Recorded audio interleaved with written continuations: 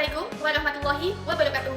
Halo semuanya, perkenalkan, namaku Alia Irmawati dengan NIM 23010644470.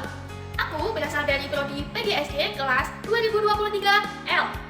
Pada kesempatan kali ini, untuk memenuhi salah satu tugas dari mata kuliah literasi digital, di sini saya sudah menemukan salah satu topik mengenai berita hoax yang sudah beredar luas di kalangan masyarakat melalui media sosial, yakni Facebook. Berita hoax ini berjudul "Semua negara harus memiliki mata uang digital mulai bulan Maret tahun 2023". Isi dari berita tersebut sudah bisa kalian lihat di dalam layar. Berita tersebut berisikan bahwa pesan singkat sesuatu yang akan terjadi tidak lama lagi pemakaian mata uang digital secara global. Jangan lalai saudara-saudari, para elit global telah selesai mengadakan rapat ekonomi dunia pada bulan Maret lalu. Mereka memiliki agenda untuk melakukan Great Reset, yaitu meriset total ekonomi dunia ke arah mata uang digital, dan ini akan menggenapi buat Alkitab, Kitab Wahyu 13 dan 14 mengenai tanda binatang buas 666 ke arah pemakaian chip sebagai alat mata uang digital global. Mereka telah memutuskan seluruh bangsa-bangsa harus mengikuti memakai mata uang digital ini paling lambat bulan Maret tahun 2023. Narasi tersebut dikaitkan dengan pengalamannya membeli makanan di sebuah mall, di mana salah satu kios tidak menerima uang kertas tetapi hanya menerima pembayaran digital. Mengapa sih berita tersebut dikatakan berita hoax? Berita tersebut dinyatakan hoax karena tidak adanya bukti yang menguatkan bahwa ada pertemuan ekonomi internasional yang membahas mengenai mata uang global. Dilansir dari kompas.com yang menelusuri rapat ekonomi dunia yang membahas mengenai ekonomi digital. Ditemukan pada hari Selasa, tanggal 15 Maret tahun 2022, terdapat Kick-Off Digital Economy Working Group dalam agenda G20 di Indonesia.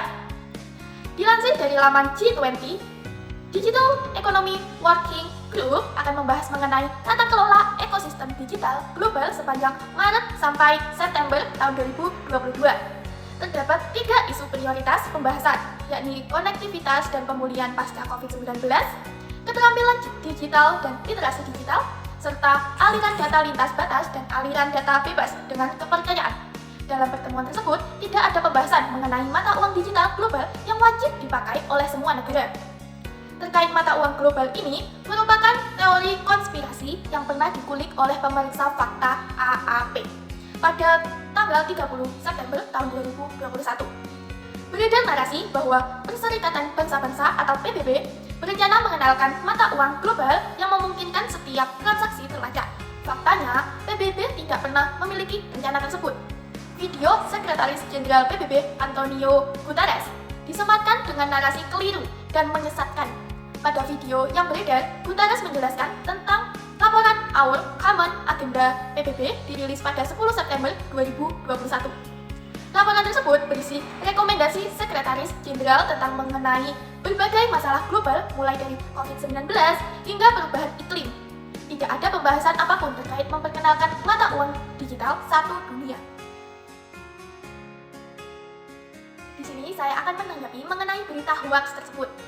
Tanggapan saya dari berita hoax mengenai mata uang digital global yang wajib dipakai semua negara pada bulan Maret tahun 2023.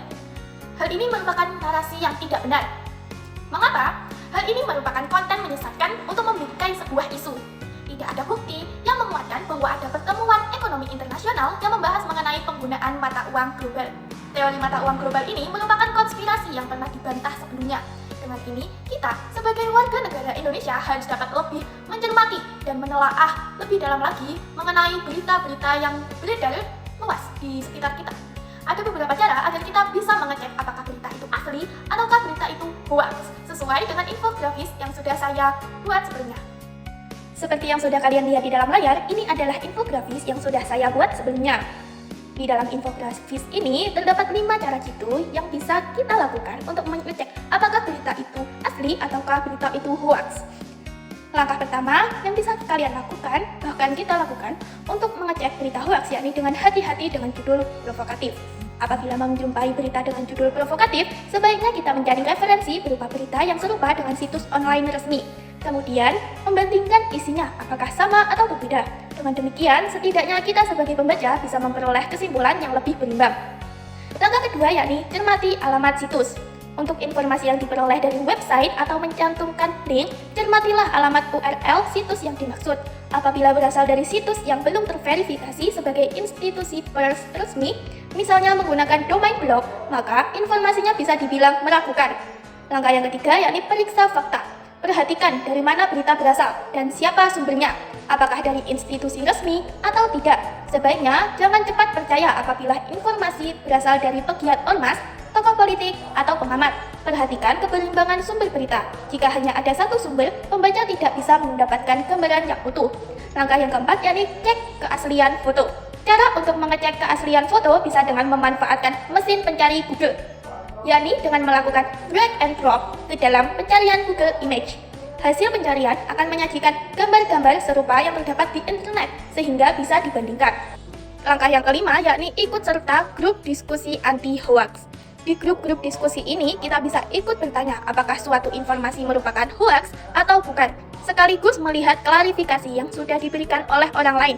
Semua anggota bisa ikut berkontribusi sehingga grup berfungsi layaknya crowdsourcing yang memanfaatkan tenaga banyak orang.